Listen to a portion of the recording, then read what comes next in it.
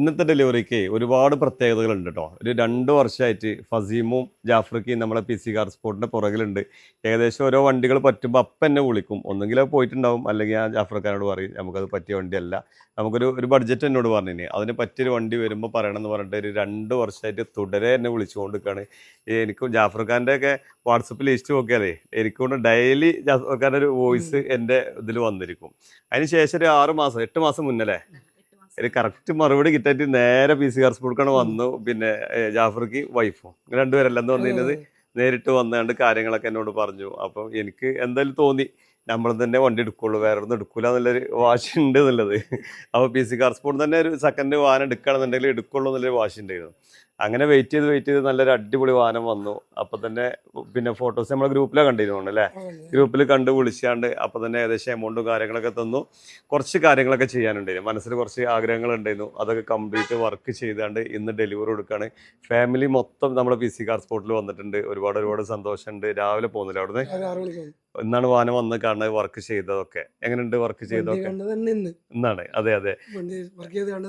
അതെ എങ്ങനെ ജാഫർ നമ്മളെ PC കാർ സ്പോർട്ട് തന്നെ വാഹനം എടുക്കുന്നുള്ള ഒരു വാശി എന്തായിരുന്നു?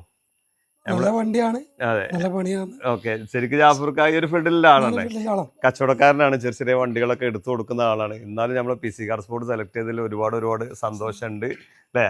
ജാഫർ ഖാനായിട്ട് സംസാരിച്ച ഒരു ഉപ്പാനെ പോലെ ആയിക്കണം ഇപ്പൊ, സത്യത്തിൽ അത്രത്തോളം സംസാരിച്ചിട്ടുണ്ട്.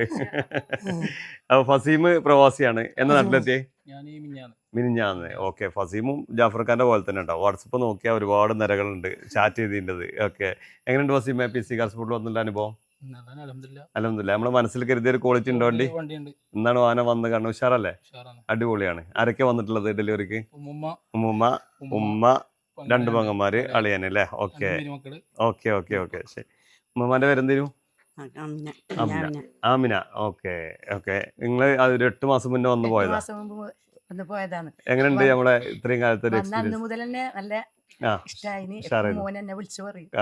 ഓക്കെ, മോനെ വിളിച്ചു പറഞ്ഞാണ് അന്ന് വന്നത്.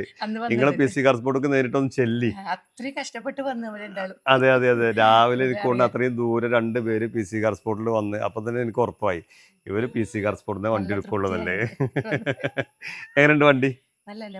ഉഷാറാണ്. ഓക്കെ, ഈ ഒരു ചിരിയും കളിയൊക്കെ മരിക്കോളും ഈ ഒരു ബന്ധങ്ങൾ മുന്നോട്ട് പോട്ടെ. അതെ, തീർച്ചയായിട്ടും നമുക്ക് വേണ്ടി പ്രത്യേകിച്ച് ദുആ ചെയ്യണങ്ങളൊക്കെ നമുക്ക് വേണ്ടിട്ട്. ഓക്കെ. മക്കളെ പേരെന്തൊക്കെയാണ്? പേര് പറഞ്ഞു കൊടുത്തടാ. പേര് പറഞ്ഞ